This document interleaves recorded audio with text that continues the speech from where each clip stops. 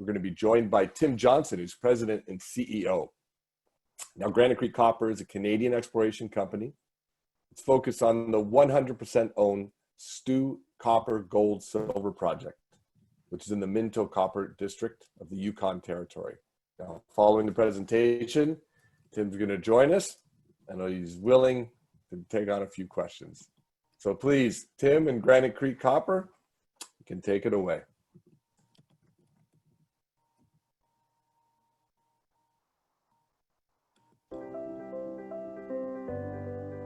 Granite Creek Copper is a member of the Metallic Group of companies, sharing the business approach of acquiring district-scale brownfields assets at the bottom of the metal cycle and applying a systematic approach to exploration. Modern technologies and exploration models are brought to bear with all three companies targeting world-class discoveries. Granite Creek Copper owns 100% interest in the 115 square kilometre Stu Copper-Gold project located in the Minto Copper District of Canada's Yukon Territory.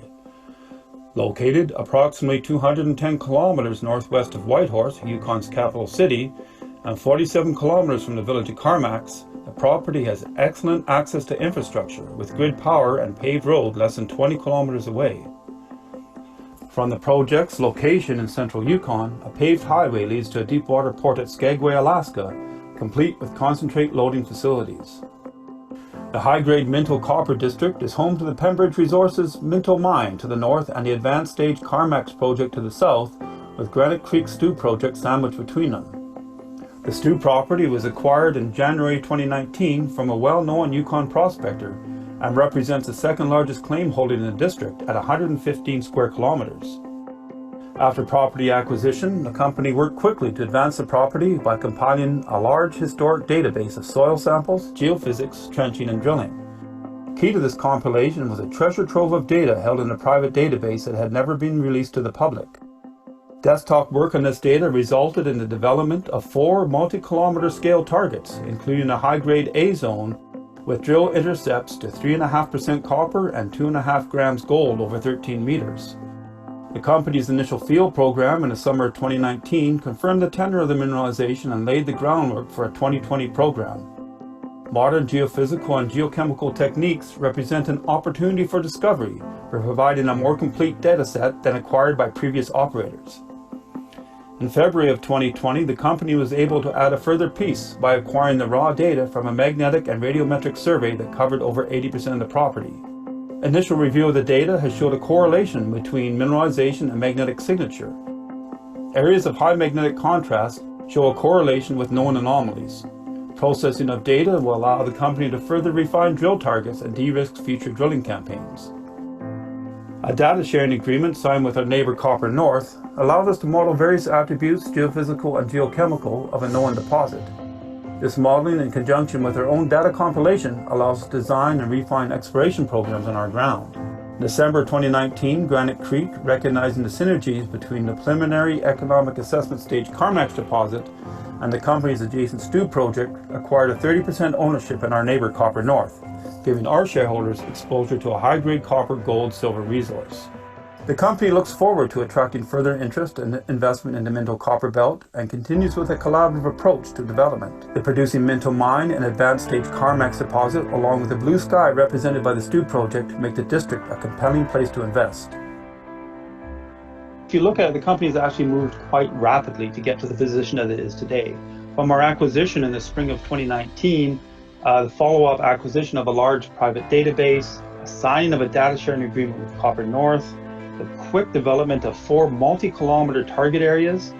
We actually completed initial field programs in 2019 as well, and then acquired a 30% interest in our neighbor. So from a consolidation standpoint and a data acquisition and project development, we're ahead of where a lot of companies would be from a standing start. The next steps that the company will undertake include processing and modeling of the recently acquired geophysical data to assist in drill targeting, and modeling of the historic drilling to determine the required steps to publish a 43-101 compliant resource, and evaluating and developing additional targets.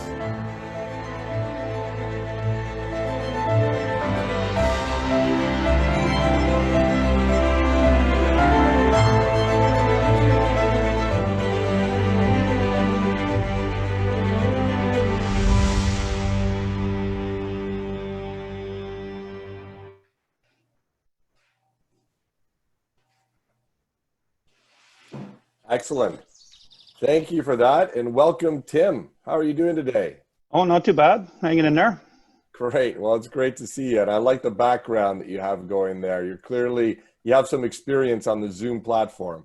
We do a few Zoom calls. Yes, I think we are probably doing at least one a week, either internally or our investor presentations. You can always tell the more advanced Zoom users are the ones that have the good background. So. Oh, you're not doing too bad yourself. Well, mine's a natural one, but it's nice to have some foliage in the picture for sure. So listen, Tim, you mentioned in the presentation there, it's interesting about the 30% interest in Copper North. So now this is a project that's got an economic study, but the company really hasn't made that much kind of traction in the market. So what do you see as the value proposition there? Can you outline it for our investors that are currently on the video conference call right now and kind of take us through what you see the trajectory being on that?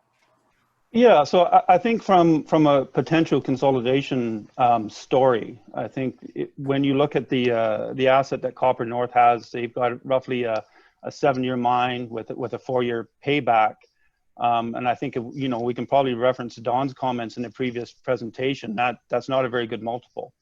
But we have a large land position, very prospective land position, and we really got the blue sky to be able to turn that into a 7-year mine to, a multiple of a 14, 21-year mine, whatever it works out.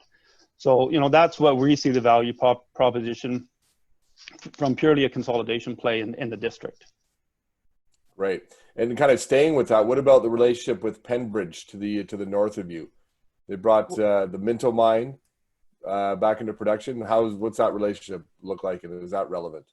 It is relevant. Like I said in the presentation, we take a collaborative approach. We don't see, standing alone and trying to keep everything contained to one company as adding value to shareholders.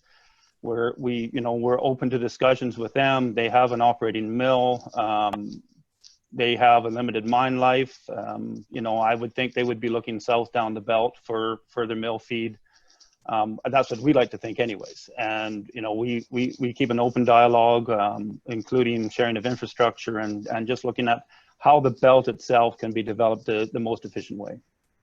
Okay. Now, if these are porphyry or porphyry-esque deposits, what kind of gold values are you seeing on top of the copper?